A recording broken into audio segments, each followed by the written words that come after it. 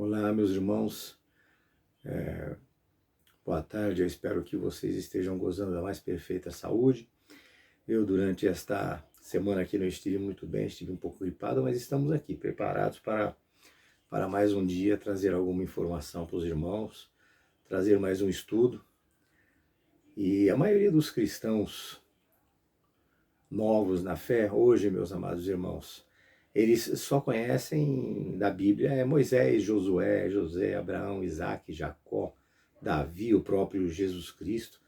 Ou seja, apenas os mais conhecidos, né? Mas hoje nós iremos falar sobre Estevão, né? E a leitura sugerida, ela está em Atos 6, de 8 a 10, e Atos 7, de 54 a 60. O texto é um tanto quanto longo, e eu acredito que melhor seria a leitura na casa de vocês. Mas eu vou fazer uma exposição a respeito de todo o texto, de todo o contexto que nós queremos passar para os irmãos, agindo e trabalhando de acordo com os ensinos da Escola Bíblica Dominical. Nós somos muito criteriosos nesse sistema, e nós precisamos estar com base estruturada nele. Então nós procuramos atender especificamente aquilo que ele pede no ensino que nós passamos aos irmãos, né?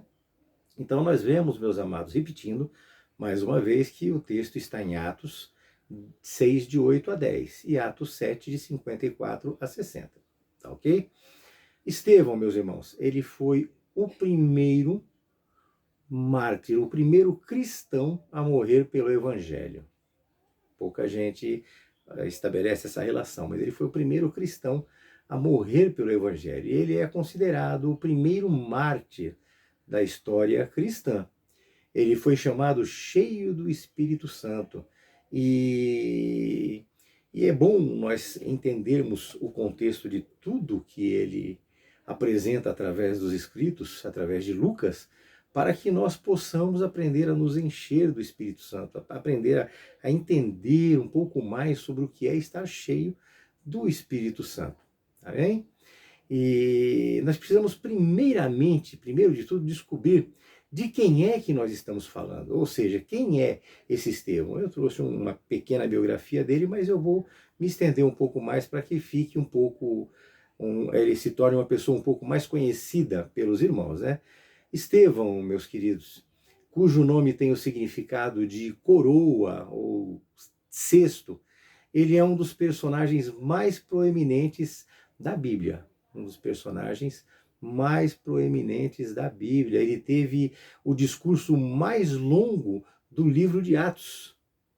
O discurso mais longo do livro de Atos.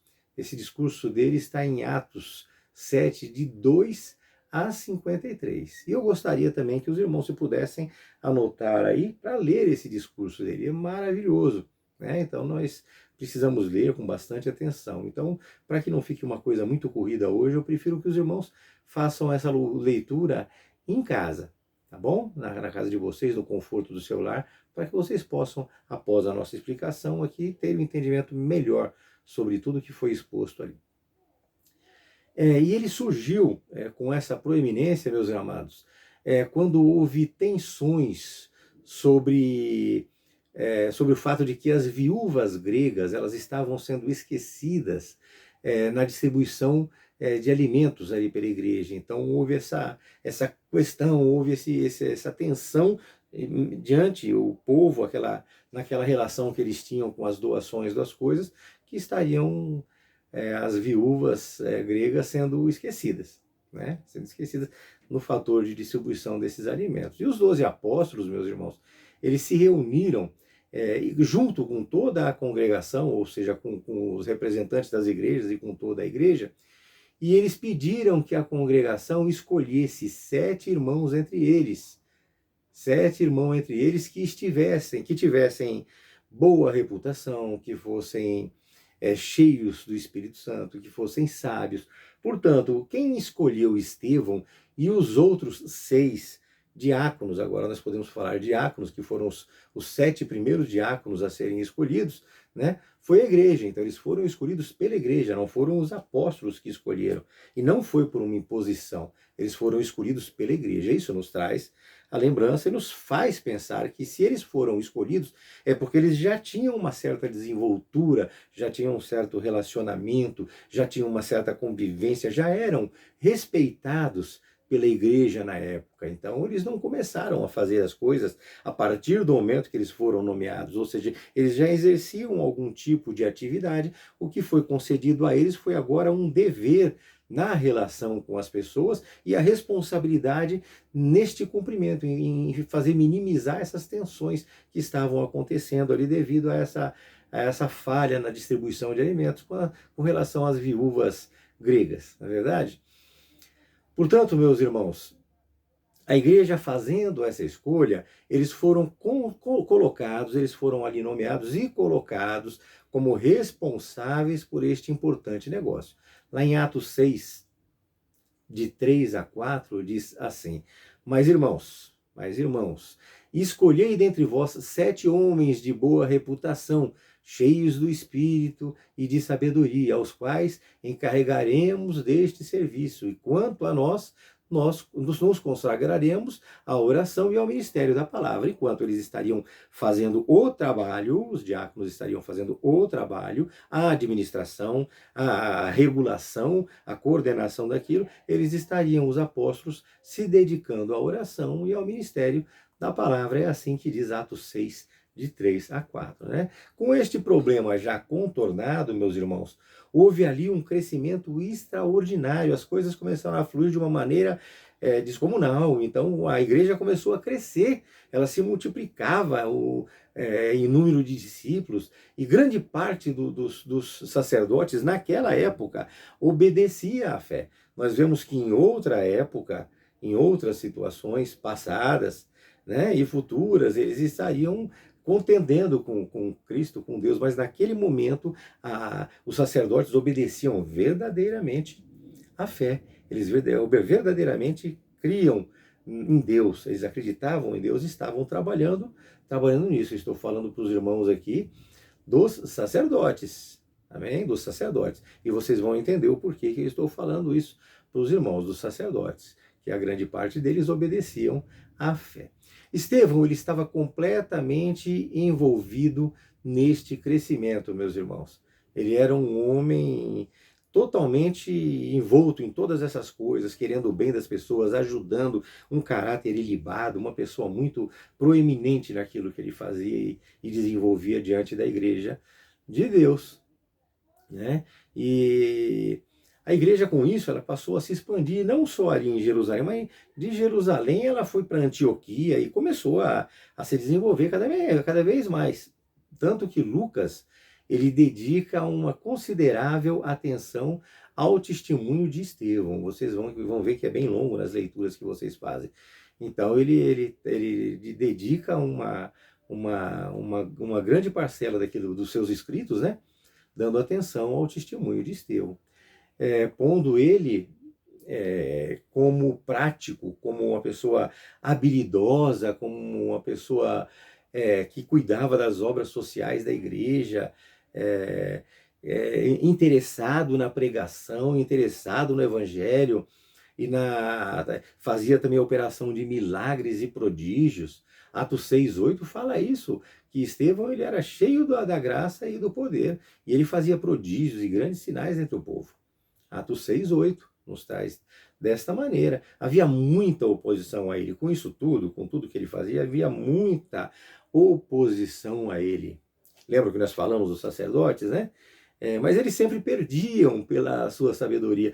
Então, por mais que houvesse essa oposição, esse confronto, esse debate com ele, eles sempre perdiam, porque ele era muito sábio, conhecia muito a história de Israel, conhecia muito a relação de Cristo com os apóstolos, de Cristo com a sua igreja, né? E ainda assim, ainda acima de tudo isso, ele era usado na sua sabedoria, era usado no seu poder do Espírito, no poder do Espírito Santo, em todas as suas mensagens, né?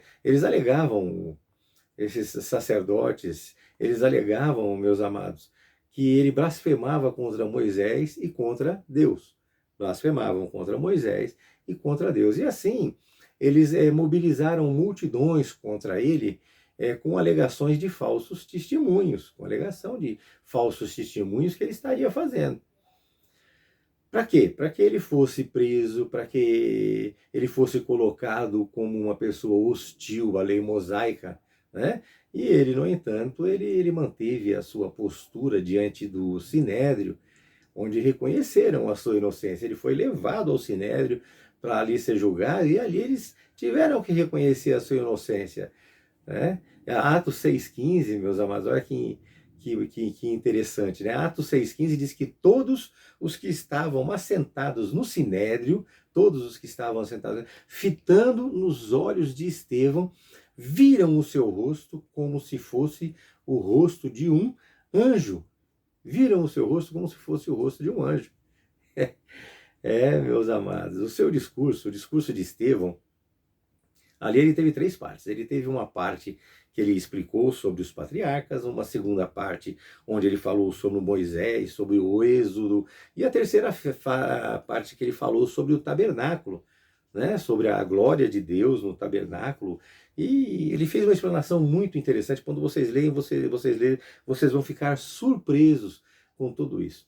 Porém, meus irmãos, essa revisão histórica, ela foi repreendida por eles. Porque ele apresentou a vinda de Jesus Cristo como Deus. Então isso foi repreendido. Tanto que os judeus até hoje não entendem Jesus Cristo como Deus. Na verdade, isso nós já sabemos.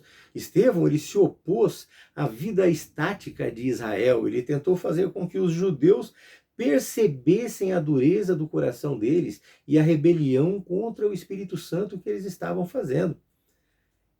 E o povo ali, numa explosão de fúria, meus irmãos, acabou que arrastou o Estevão para fora, arrastou ele para fora do cenáculo, e assim o apedrejou até a morte. Eles colocaram ele do lado de fora ali da cidade e apedrejaram ele até a morte. Inclusive, isto foi feito na presença de Saulo. Todos nós, na leitura, nós vamos ver isso, na presença de Saulo de Tarso, que consentia na morte dele. Saulo de Tarso, que depois se tornou o Paulo, né, o apóstolo de nosso Senhor Jesus Cristo. Isto foi antes da conversão dele, é claro, né? Mas é isso, meus amados. Vamos entrar no que a escola bíblica nos traz agora. Eu fiz um breve relato para os irmãos sobre a vida dele, sobre o que aconteceu, sobre esses fatos, mas vamos entrar agora aqui no que nos pede a escola bíblica dominical. O primeiro assunto, no primeiro assunto, nós vemos claramente, meus irmãos, que Estevão, mesmo antes de ser escolhido, ele já tinha um bom relacionamento com a igreja. Isso é fato. Isso é fato, nós inclusive já comentamos. E assim ele se tornou um dos 7 primeiros diáconos, né, da história da igreja. Eu costumo falar sempre que é melhor, meus amados irmãos, ser e não parecer do que parecer e não ser. Vocês já ouviram isso, não? Um amigo meu muito antigo falava isso para mim: é melhor você ser e você não parecer que é, do que de repente você aparentar ser e no fim você não conseguir ser. Né? Então vejam, meus queridos, que eu estou falando agora de você, de mim, antes de nós entrarmos em atividade, nós já precisamos estar ali nos moldando, nós já precisamos estar ali demonstrando afinidade, já precisamos estar ali buscando os nossos objetivos. As pessoas, elas com certeza vão nos perceber e vão nos permitir ser. É melhor do que nós acharmos que somos e no fim não sermos ninguém. Eu mesmo me ponho aqui diante dos irmãos como o mais humilde dos servos de Jesus, completamente incapaz, completamente incompetente, mas pela ação do Espírito Santo na minha vida, faço-me, através dele, capaz de trazer para vocês informações estritamente bíblicas, meus irmãos. Aqui não se acrescenta nada, na nossa igreja não se acrescenta nada, não se exagere, nós falamos estritamente o que está na Bíblia e orientamos estritamente como está a teologia orientando. Como está a teologia histórica, a teologia inteligente, a teologia boa, a representatividade da Escritura Sagrada, como o Espírito Santo nos clareia, nos traz como visão através dos estudos que nós já fizemos. A gente acompanha vários teólogos, eu mesmo sou teólogo, meu pastor é teólogo, alguns dos irmãos que estão aqui assistindo são teólogos, então vocês podem fazer um comparativo se alguma coisa que nós falamos aqui foge do que a Bíblia nos apresenta, meus amados. Então nós precisamos, antes de entrar em atividade, como nós já falamos, estudar, aprender. Nós precisamos já demonstrar afinidade com todo o objeto que nós queremos lidar com ele, não é verdade? E o problema maior que houve ali é que, com tudo isso, a oposição ao discurso de Estevão foi muito grande, tá? Embora essa oposição, o seu discurso, quando começou, o evangelho se expandiu e muito. Nós vemos que esses sacerdotes, eles não resistiam à sua sabedoria e ao Espírito Santo que estava agindo através dele. Eles usaram de suborno, então, meus amados, para poder aliciar homens ímpios, a fim de que esses homens viessem a acusar Estevão de mentiras, usando inclusive de violência contra ele, né? Pegaram ele violentamente, levaram ele ao sinédrio, né? E ali os seus acusadores e o conselho viram o seu rosto como um de anjo, como nós já lemos, né? Como nós já lemos. Então viram que ele era inocente, né? Após ele, meu amado, resumir com sabedoria a história de Israel e de toda a apostasia de Israel, que Israel é um povo rebelde, todos nós já sabemos disso. Então ele expôs ali, com muita sabedoria, toda a história de Israel e toda a apostasia do povo de Israel. Assim, ele confrontou com muita dureza de coração os líderes israelitas, né? Dizendo assim, lá em Atos 7, ele falou exatamente assim: homens de dura cerviz, incircuncisos de coração e de ouvidos, né? Vós sempre resistis ao Espírito Santo, assim como fizeram vossos pais, também vós fazeis. Então ele pôs a acusação nos pais e pôs a acusação neles também. Diante desta dura denúncia, eles se enfureceram contra ele, meus irmãos. Se enfureceram de uma maneira muito rude contra ele, ao ponto de levar ele à morte, né? Se enfureceram. O segundo assunto, ele já fala sobre a preciosa morte de Estevão. Este é o segundo assunto estabelecido pela Escola Bíblica Dominical, né? A preciosa morte de Estevão. Meus irmãos, com a fúria dos inimigos de Cristo, o destino de Estevão foi traçado ali, quando ele impôs essa acusação de rebeldia sobre os judeus, falando que os pais erraram e eles também estavam errando, né? Com essa fúria, meus irmãos, os inimigos de Cristo, eles traçaram verdadeiramente o destino de Estevão. O apedrejamento já ocorria e Estevão teve ali, naquele momento do apedrejamento, a glória de Deus. Ele teve ali a visão da glória de Deus, né? E ele viu ali o quê? Ele viu Jesus ao lado do Pai, de um modo tão especial que a morte não o amedrontou.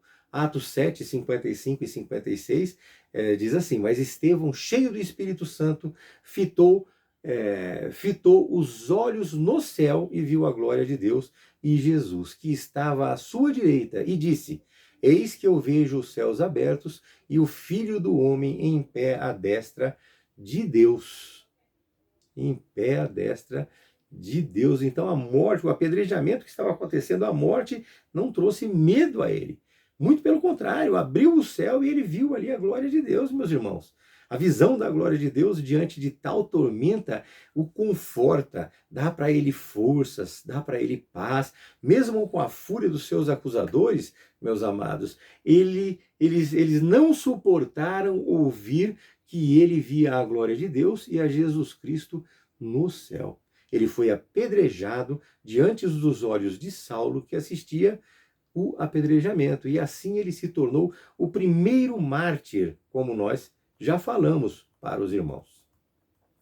Mesmo sendo martirizado, meus amados, Estevão perdoou os seus algozes, embora o suplício e as dores pelas quais ele estava passando, né? Atos 7, 59 e 60 diz que apedrejavam Estevão, que invocava e dizia: Senhor Jesus, recebe o meu espírito. Então, ajoelhando-se, ele clamou em alta voz: Senhor, não lhes impute este pecado. Com estas palavras, ele adormeceu.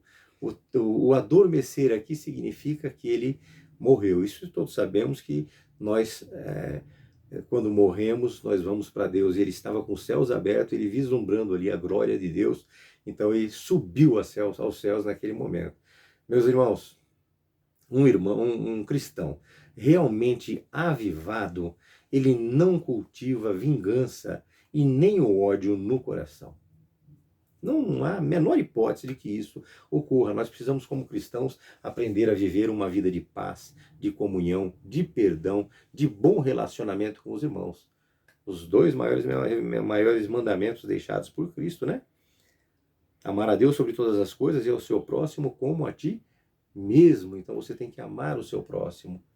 Salmos 116, meus amados, diz que preciosa é aos olhos do Senhor a morte dos seus santos. Estevão estava ali sendo apedrejado e morto, mas preciosa é a morte dos seus santos ao Senhor. Salmo 116, versículo 15. Nós devemos estar sempre preparados para perdoar, independente dos fatos, independente das consequências pelas quais nós passamos. Nós precisamos manter o nosso coração e a nossa mente numa total relação com o Evangelho de Cristo.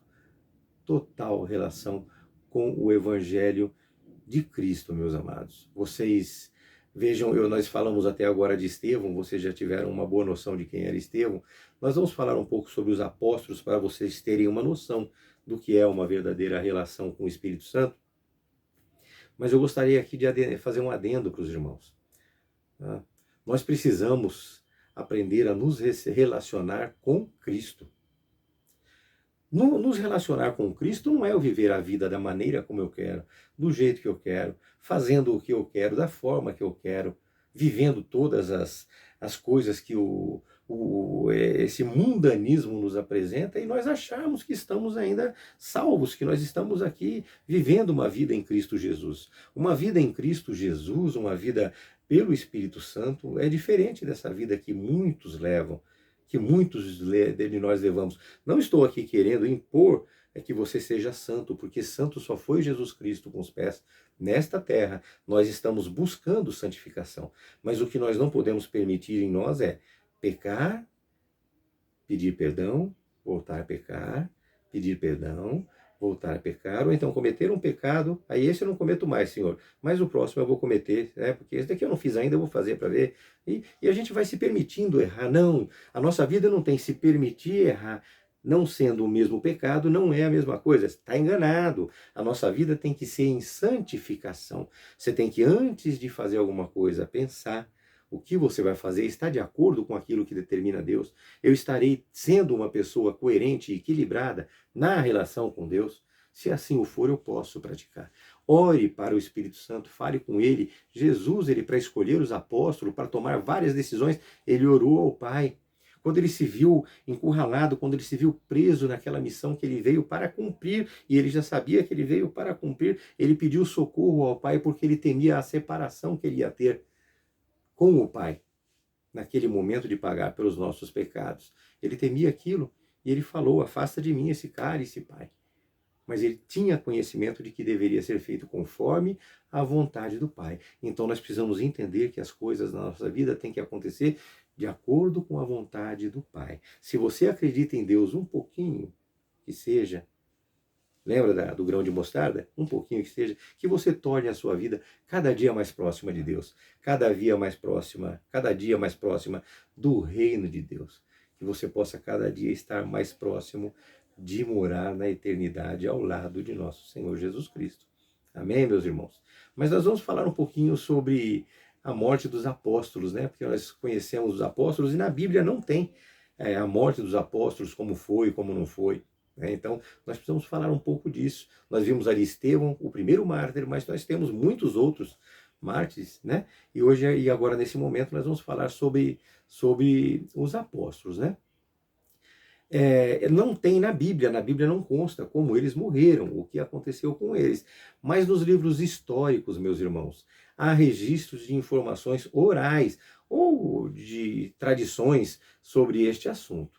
E estes registros, eles estão transcritos, exceto o de João, né? O de João não, porque ele foi para a ilha de Patmos e o de João não estão transcritos nesses livros históricos e nessas informações orais que foram passadas. Já todos os outros, eles tiveram mortes violentas. Fica claro, porém, em todos,